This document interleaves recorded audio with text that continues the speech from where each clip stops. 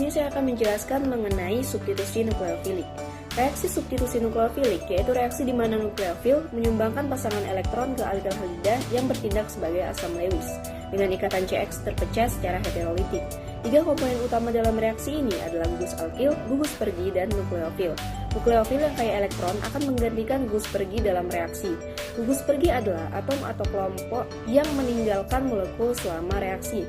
Gugus pergi yang lebih baik adalah basa yang lebih lemah, misalnya H2O lebih baik dari OH karena lebih stabil. Nukleofil dapat berupa basa kuat dengan pasangan elektron bebas atau ikatan pi. Nukleofil yang lebih kuat cenderung menjadi lebih reaktif dalam reaksi substitusi. Nah, materi yang kedua yaitu substitusi nukleofilik. Nukleofilik bermuatan negatif, umumnya lebih reaktif dibandingkan bentuk netralnya. Terdapat dua jenis reaksi substitusi nukleofilik, diantaranya substitusi nukleofilik unimolekuler dan substitusi nukleofilik bimolekuler.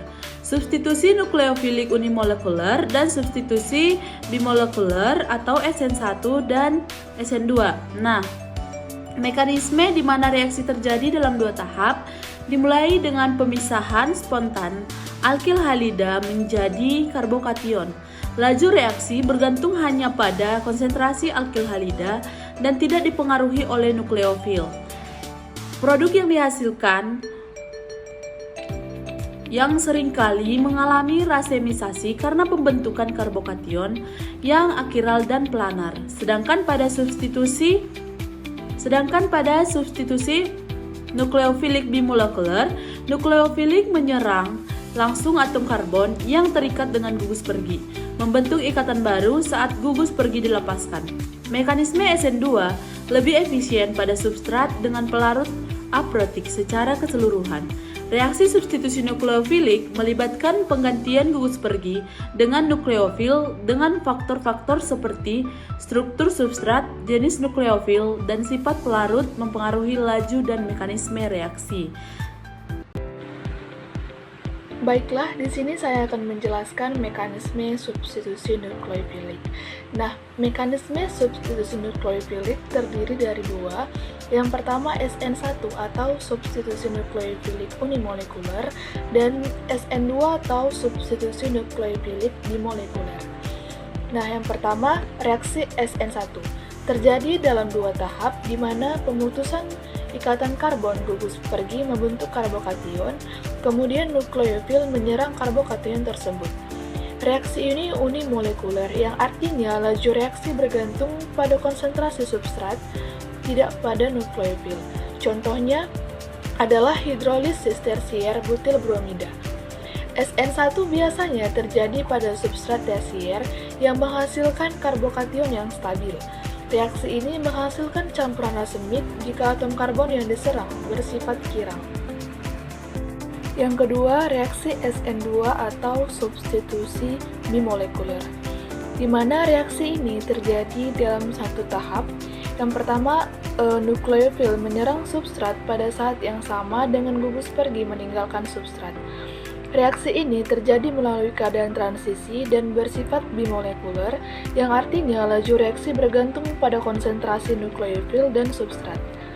Contohnya adalah reaksi klorometana dengan ion hidroksida. Reaksi SN2 lebih efektif pada substrat primer, sedangkan substrat tersier umumnya menghambat reaksi karena adanya hambatan sterik.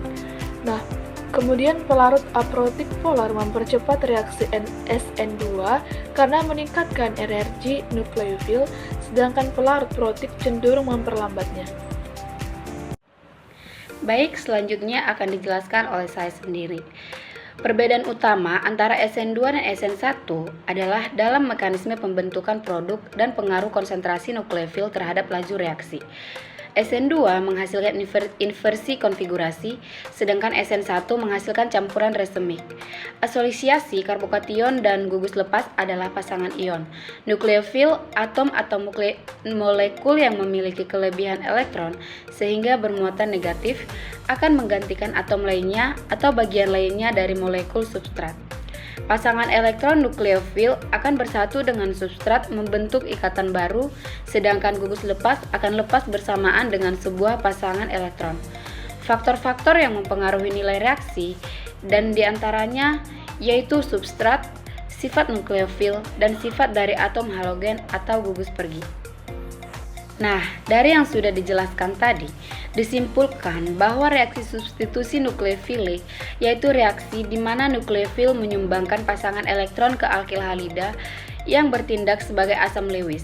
Dengan ikatan CX terpecah secara heterolitik, tiga komponen utama dalam reaksi ini adalah gugus alkil atau R, gugus pergi atau X, dan nukleofil atau NO. Terdapat dua jenis reaksi substitusi nukleofilik, di antaranya substitusi nukleofilik unimolekuler dan substitusi nukleofilik bimolekuler.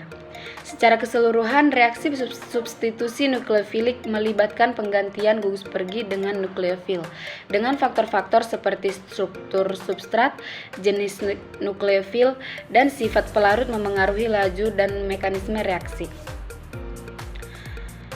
Perbedaan utama antara SN2 dan SN1 adalah dalam mekanisme pembentukan produk dan pengaruh konsentrasi nukleofil terhadap laju reaksi.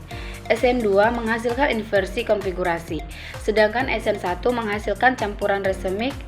Faktor-faktor yang mempengaruhi nilai reaksi dan diantaranya yaitu substrat, sifat nukleofil, dan sifat dari atom halogen atau gugus pergi.